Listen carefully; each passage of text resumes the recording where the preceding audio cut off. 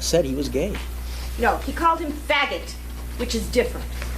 Okay, well, why do you have to get so emotional about it? Well, just calm down, because your arguments really are more persuasive if you can be rational about it rather than just yelling and screaming. It offends me that a molested child is being blamed this way for the perversion of his molester, number one.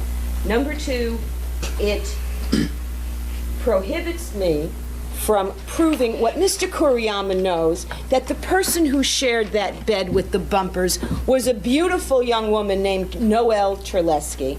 And if this indeed was ever even a cognizable issue in this trial, I would have been more than happy to put Erik Menendez's beautiful girlfriends on the witness stand to explain his sexuality. But it was such a red herring with respect to a provable issue that had any relevance to this case from the very beginning.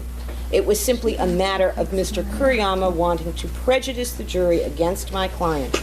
That, obviously, I did not try to disprove what the court consistently prohibited him from trying to prove.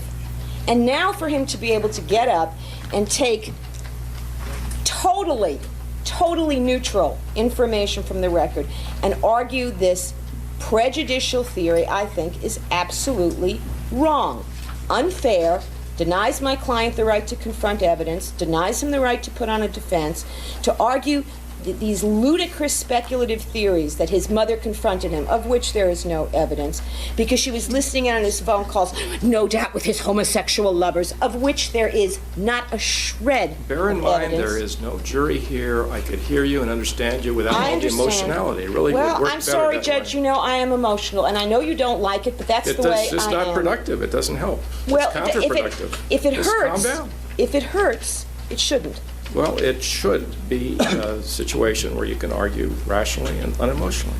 Your Honor, if I may. Yeah, I'm not finished, Mr. Kuriyama.